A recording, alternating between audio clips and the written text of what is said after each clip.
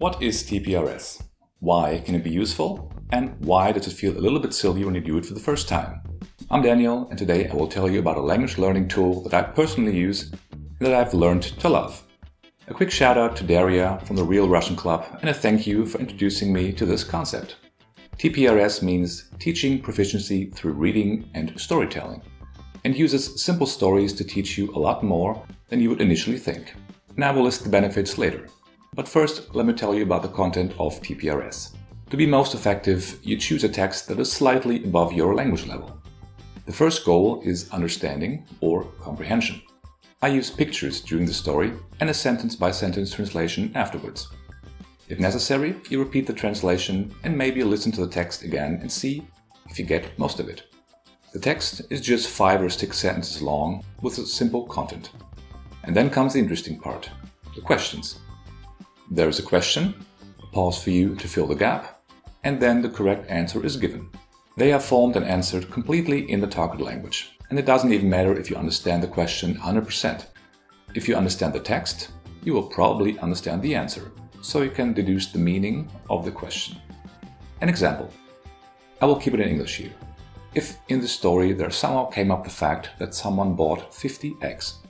Now in the questions you hear how many eggs did blah blah buy, and you don't know what how many means.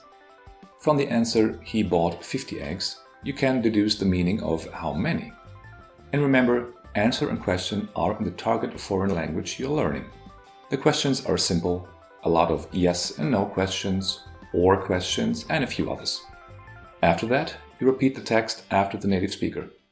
Slowly and clearly, get a feeling for the pronunciation. In the end, I like to read the text in regular speed. Comprehension means understanding, but it also implies understanding in the natural speed of the language at some point. Can this method feel silly? Of course it can. It sounds as if you are sitting in a classroom in elementary school. When you've just heard that someone bought 50 eggs and the teacher asks, did blah blah just buy 40 eggs? And you go, no, you just said he bought 50 eggs. Well, that's the whole point. Asking easy questions about a text you just understood is a brilliant repetition of vocabulary. Questions that answer with a yes are good, but those with a no are even better, when the correct answer automatically pops into your head. The goal is repetition and spontaneously forming sentences. And when you do it in a video or an audio course, people feel less intimidated to speak.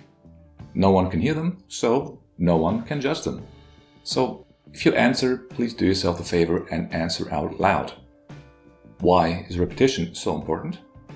To learn new vocabulary, it is always good to hear them used in a sentence with context. To understand the word when you hear it is the main goal. Let me quickly try to explain one aspect of Steve Krashens' natural approach. Stephen Krashen formed several hypotheses about how we learn, and he uses the word acquire, languages. He says repeating a word in a vocabulary list by far isn't as effective as hearing or reading it in a situation and understanding it at the same time. He calls it comprehensible input. Let's say you learn German. You are at the zoo and someone points to an elephant and says, Elefant. You know what an elephant is, and your brain connects this visual information with the just heard word elephant. You understand it, you comprehend it. Even with words that don't sound similar. Someone points to a parrot and says, Papagei. You may even go, Papagei, that sounds funny. Our brain loves remembering stuff that is special and provokes emotion, good or bad. Some words you have to hear one time, others take about 40 to 50 times to truly remember them. What does comprehensible input do for us in the end? It lets you understand and thus form a spontaneous sentence. You don't even have to think about it. That is actually what babies go through. The parents point to things and repeat the words countless times. Have you ever heard parents of 9 or 10-month-old babies tell you how much the little one already understands? Krashen proposes that what we acquired like this builds the unconsciously formed sentences, and what we learned, like rules and vocabulary lists, can be used consciously to correct these sentences or fill the gaps. Correction won't be spontaneous though. It will take time. You might have to think about it a few seconds. Does that sound familiar? Sometimes you don't even have to think about a sentence. It just pops into your head. And other times you go, oh man, I know this word. I read it like 2 days ago and I know it starts with an S. This is correction.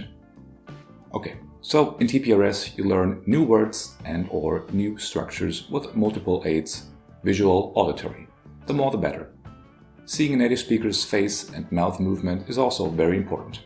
If you learn the word for smile, also just smile. The more input, the more connection. The German word for smile is lächeln, by the way. The sentences are kept really simple. You stay in one tense. And ideally, you talk about topics that are of some relevance for the listener. Or at least it should be somewhat interesting or weird. Of course, topics are really personal, and what is interesting or not differs from person to person. And what listening, understanding, hearing and answering the questions does is as much repetition as possible whilst comprehending this input. You can also use these stories to challenge yourself. How? Change them. After you've worked with them in a video or podcast, write them down and change something. It can be different actions, let people run or jump instead of walking. Different phrases, let them do the opposite of what they're doing. Different tenses, like switching the whole story to future tense. And you can set the verbs to plural instead of singular, or you can add completely new sentences to the story. Doesn't have to be complicated, doesn't have to be perfect. But doing something is always better than doing nothing. This could be a fun exercise for you and your language exchange partner. And one extra tip, don't rush through multiple stories one after the other. Work with them. TPRS is a powerful tool if you let it be one. If you're interested in this, try one in your target language. Or, if you're up for it, go for one in simple German, whether you're learning the language or not. Well, thanks for listening and have a nice day.